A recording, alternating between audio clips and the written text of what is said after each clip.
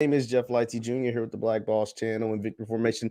Thank you guys for tuning in. Come on into the room. Come on into the room because we have a special guest in the house today, Mr. Dee Anderson, former Alabama A&M wide receiver, now turned NFL draft prospect. D, how's it going, man? Everything's going good, man. Blessed in my hometown, working out, That's in the awesome. process.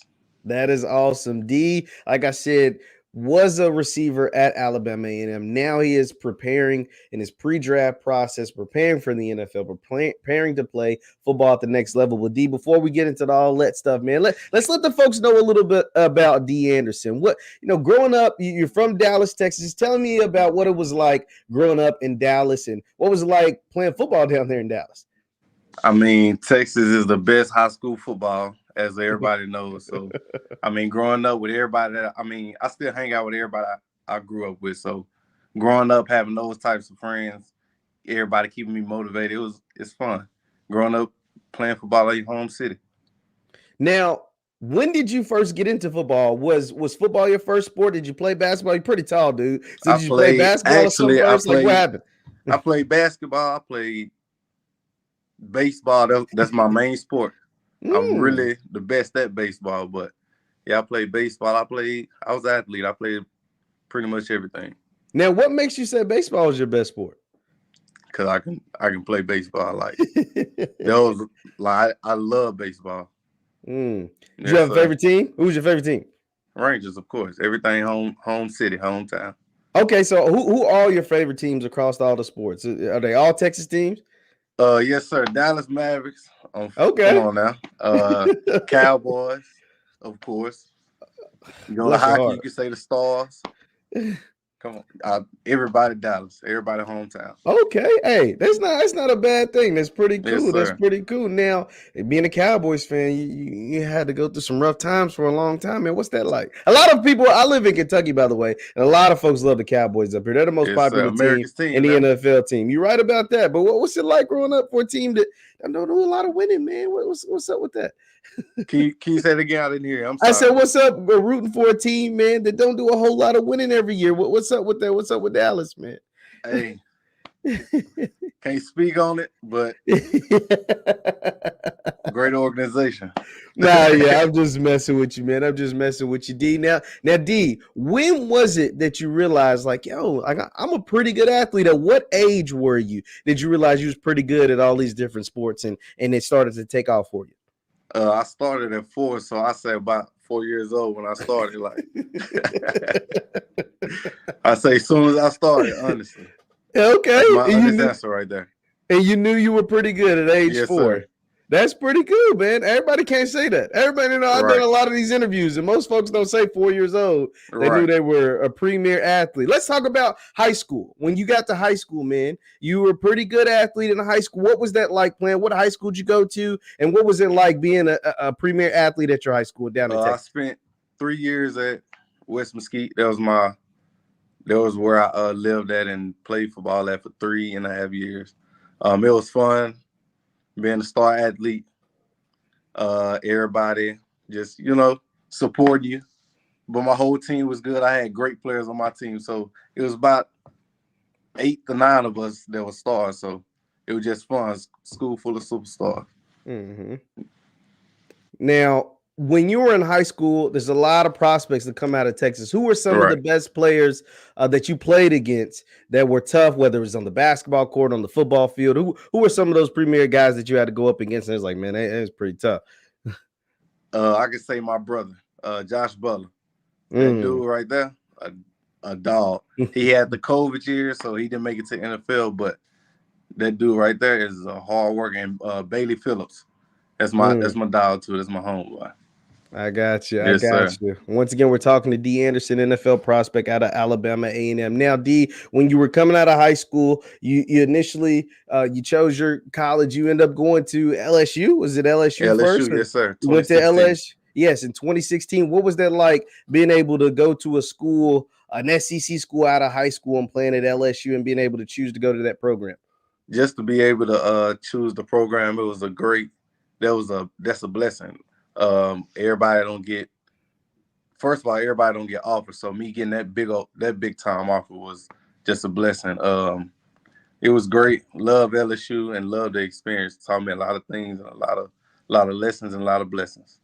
Absolutely, Yes, absolutely. sir. Now, D, you were able to move on and go to Alabama A&M. Talk to me about playing in the SWAC. Talk to me about playing for Coach Maynard and playing at Alabama A&M. What was that like for you? Man, playing in the SWAC is fun. From the band to the fans to the support system, man, that is a experience, and everybody should either have that experience or go to the big level experience. It don't matter. That's a great experience. Coach Maynard is a great coach. Love playing under him. He taught me a lot of things. He tell me to move the tight end. That's my dog. That's his little joke he always tell me. So, and yeah, I just love HBCU. That was a great time. That was a great experience. Now, and I had a lot of success. Absolutely, absolutely. Now, talk to me. When you entered the transfer portal out of LSU, what was it about Alabama A&M that allowed you to choose to go play for them, and what was it about their program that drew your attention? Throughout the process, I talked to Coach Taylor and Coach Lawrence. Coach Lawrence was the first person to hit me up, and they talked on the phone. Told me the facts about the offense, the different players that had this type of success. So, and then I talked to Aqeel Glass. He sold me. Come on now, that's the best quarterback in the SWAC.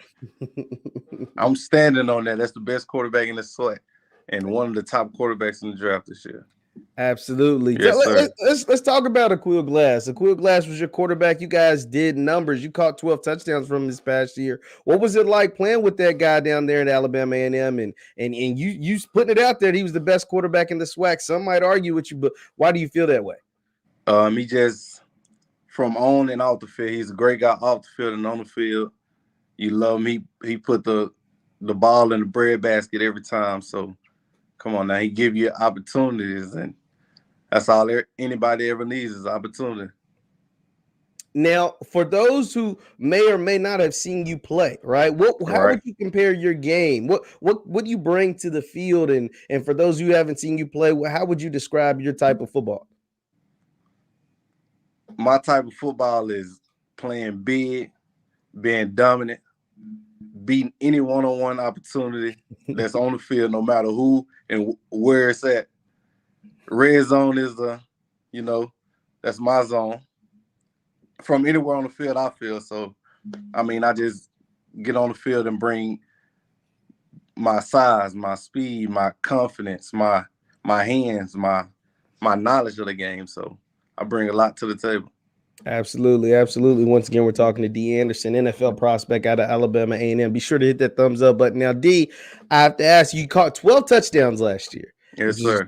Tops in the SWAC. What was it about last year that you were able to get a groove and get it into the end zone that many times? What was it? Was it just the game plan, right place, right time? What was it about you that allows you to be that red zone threat and get into the end zone and find 6 points quite often? I say first it start with the coaching and practice, 100%. We rep that a lot in practice. So, and the game is like practice, so it's so easy. And I feel like we just, like I said, we repped it out. So you rep it out so much in practice, you got to make it perfect in the game. It's easy in the game. Absolutely, absolutely. Now, D, at Alabama A&M, you guys won a spring championship. What was that like, winning the SWAC and the spring championship and playing during that time? Hey, I wasn't there that time. Oh man, congratulations! That was my bad. I came to try to win another one. Back. Well, during your time at Alabama A&M, you guys did put up some amazing offensive numbers this past season. Aqeel Glass, you said he's the best quarterback in the draft. Why do you think someone should take not just you during the draft, but also should take your quarterback at some point during this year's draft? He brings a lot to the table, and I just feel like he has the arm for it. My dog, look, he almost got the speed. He working on it right now. He working on it right now. He got the arm, he got the knowledge of the game, and he's smart on the field. So he'll be a great quarterback in the NFL, I feel. Now, D, I have to ask you about this year was the first year of the HBCU Legacy Bowl. Just Right. what was that like? I know you got the chance to go down there and play. What was that like being able to be a part of that experience? And how was it going down there competing against some of the best HBCU players in the country? Being a part of the first inaugural HBCU Legacy Bowl was a great experience. Met a lot of wonderful people. And not only did we meet people dealing with football, we met the mayor of New Orleans. And we also had a career fair up there. So that's a great experience. And I felt like I dominated. Man, went back home basically. LSU, you know, that's 45 to an hour away. So being back home, I was so comfortable and I enjoyed it. They took us around the city and it was a great experience, 100%. Now, what was the biggest takeaway? What were some of the things that some of the different coaches were telling you that, you know, maybe you need to work on your game and therefore prepare you best for the next level? Not so much of talking about what I need to change in my game or anything like that, but they did say, I ain't gonna say they, but a few scouts did put in my ear of the tight end movement, which I am perfectly fine with that. That's a mismatch to any linebacker or safety in the league. Now, you being 6'6" is tight, like you said, that's something you would embrace if a team says, "Hey, D, you know, we love you on tape, we love what you see, but we think it's best if we move you inside to tight end as opposed to being outside there." That's something you're willing to make happen to make a career at the next level. 100%, without a question. Now, what makes you so eager to be able to make that move to tight end as being a receiver? It seems like your whole life. Just because I'm not just a regular 6'5", 6'6" person. Like I move, I can run, I got wiggle on the field. I'm different. I can beat anybody one-on-one. And I bring, if I can do it to corners, I feel like it's more easy to do it against a safety or linebacker. And tight ends in the league ain't doing too bad, man. There's some ballers at tight end with us. From Kelsey to Darren Waller made the move from receiver. Like Kittle. Guys that Kittle, that they kind of seem. It kind of seems like more your body type of those kind of guys that are making the big moves and making big plays at the NFL level at the tight end position. What you say? Right. Now, D, what has this pre-draft process been like for you? What is like? Take me through a day of Dee Anderson when it comes to like workouts, talking to people. What is that like? I know your agent Paul. Shout out to Paul, man. He kind of set this up. But what has it been like for you as far as getting ready for the next level? Take me through a day of Dee Anderson as far as workout. Okay, I can take you through Monday. Monday, you wake up at 6 a.m., eat breakfast at 7 a.m., go to workout. I work out 45 minutes from where I live at.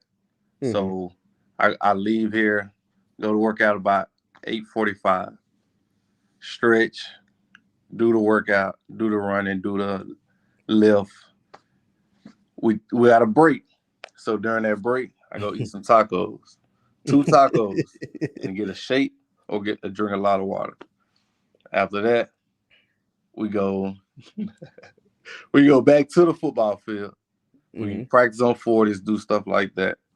Do explosion, do one leg bounds, a lot of explosive work. Come back, you got Pilates, you got yoga, you're stretching, and after that you're free, go home, and then watch film on the 40s and stuff like that. So during this process, just what have you feel like? I know it's not actual game film, you can't change that, but as far as like your workouts and your explosion, have you feel like you've been able to improve that, or what are you able to show these NFL scouts, these different NFL teams that you're able to bring to the table as far as like the workout sessions? How are you think you've been able to improve yourself that way?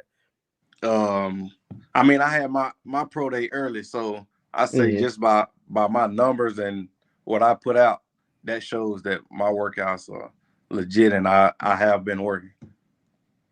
Absolutely. Yes, Once again, we're talking to Dee Anderson, Alabama A&M NFL draft prospect. Now, D, for an NFL team, if they're like, say you're in an interview room, man, and they ask you, like, what could you bring to this team? What can you bring to a football program at the next level? I could bring my off the field. I could bring my personality, my joy to the building. I could bring positive energy, like positive energy, 100%. I could bring dedication. I could bring I'm be determined when I work. So I could bring a lot off the field more than on the field. Now, outside of football, what are some things that D likes to do? What kind of gets you to, mellow out, or what are some of the fun things that you like to do besides just play football and work out, stuff like that? Play basketball, of course. You still be hooping? Just sometimes for fun. Now, not too much. Not too much. Just to have fun doing it. Yeah. I watch Netflix and stuff like that. I don't really just play my game. I got a game system that I don't play at all. Oh man. Is it PS? Are you a PS5 or Xbox guy? PS5, of course. Come on. Oh man, no, I have some Xbox guys on here, man, but like PS5 is hard to come by. No. I'm not bashing Xbox, but man, PlayStation is where it's at. 100%. Now, how long did it take you to get your PS5? I know some people have struggled to get their PlayStations, but was you able to get yours pretty quick? I got my, what was it? 2 Christmases ago when it came out, when it first came out. Oh man, so you was up under early. The tree. Santa brought me something under the tree. Okay. Yes, I got you.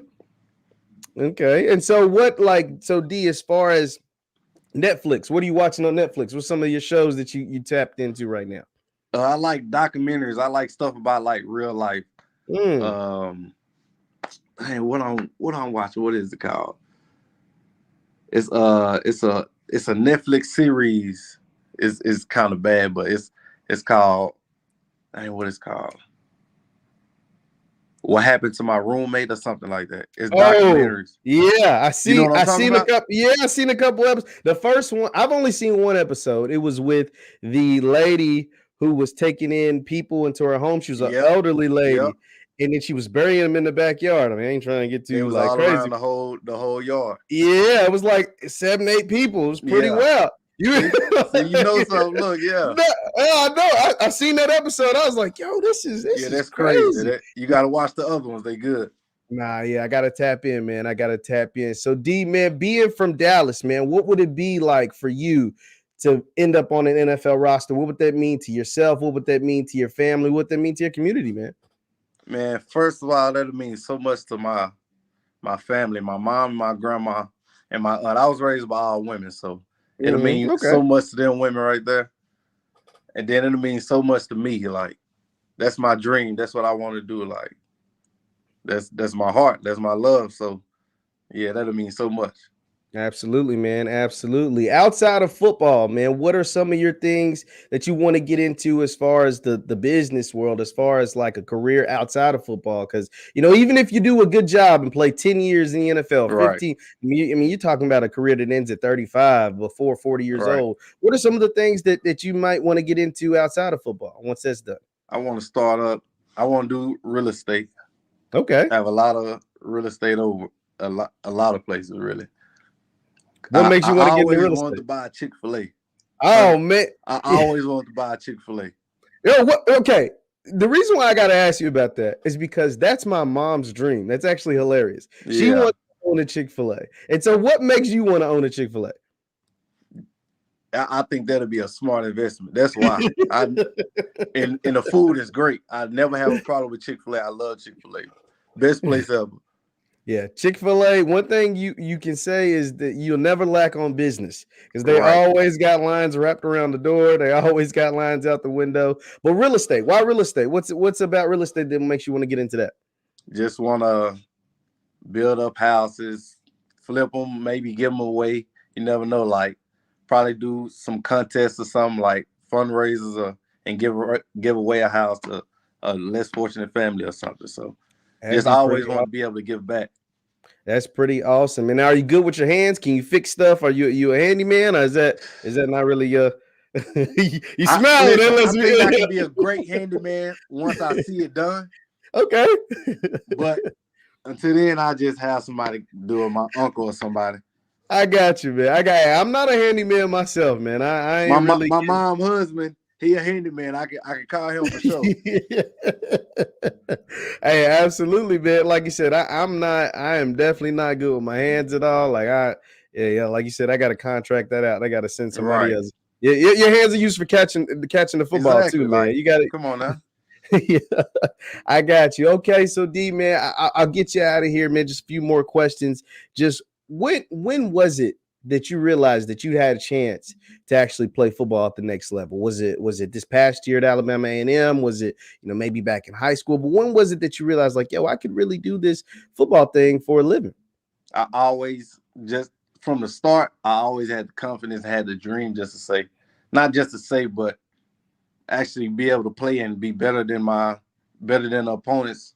I felt like that since high school Mm-hmm.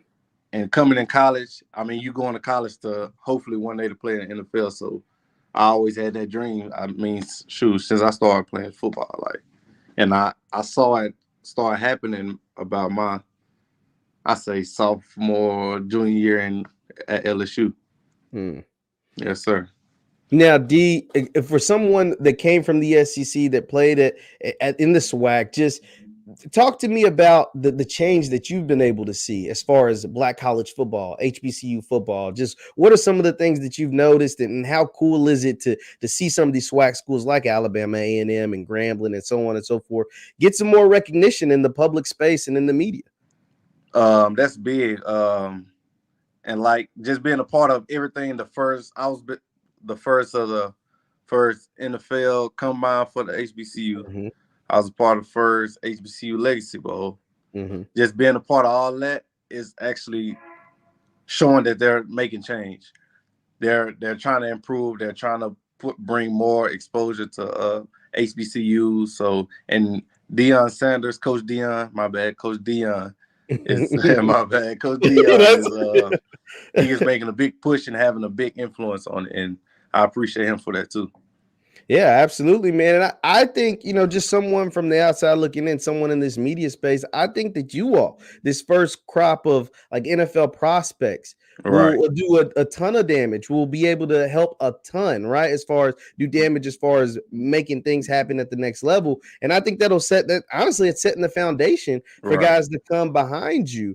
I just want to ask you one last thing, couple things, and then we'll get you out of here. Once again, we're talking to Dee Anderson, NFL prospect out of Alabama A&M. Yes, Be sure to hit sir. that thumbs up button. Now, D, for those who don't know about what's coming back to Alabama A&M, who are some of the guys that we should look out for the Bulldogs for the 2022 season? Oh, Is you somebody called me out like that. That's you just crazy. I just want to know some guys that like maybe we should keep an eye on No, I'm as just messing far with as you. yeah. You got to keep an eye on Abdul, 100%. Abdul, I forgot his last name. It's so hard to Ibrahim. Something like Ibrahim. Jink, number 2. Come on. CJ. I think he changed the number, but he was number 80. Yeah. Man, it's a lot. I can get a whole team shout out. Cause them boys are gonna be beasts this year. They not trying to spill the beans, but them boys, I feel like they're gonna win it this year. You think they're gonna win the SWAC? Come on now. Hey, I'm just Come putting on it out now. there. I'm just putting it out there because there's a couple other teams. I interviewed some other players that they're kind of feeling the same way. They feel like they got the I team to feel beat like this these SWAC. boys gonna win this year. Absolutely, man. Absolutely. Well, D, man, it's been a pleasure to have you on here. D, Yes, sir. I'll just get you out of here on this. Any shout outs, anything you have to say for anybody that's going to be following your journey moving forward as far as the NFL and your future pro prospect? Just the floor is yours, my brother. I always shout out to my mom. I always shout out to my granny. I always shout out to my everybody. Everybody that's close to me, shout out to everybody. Long live my dog Poolie. Absolutely. Yes, Once sir. again, this is Dee Anderson. D, man, thank you so much for taking some time out. We'll look forward to seeing you and your journey moving forward. Thank you again. Thanks to everybody for tuning in, and we will see you guys next time. Peace.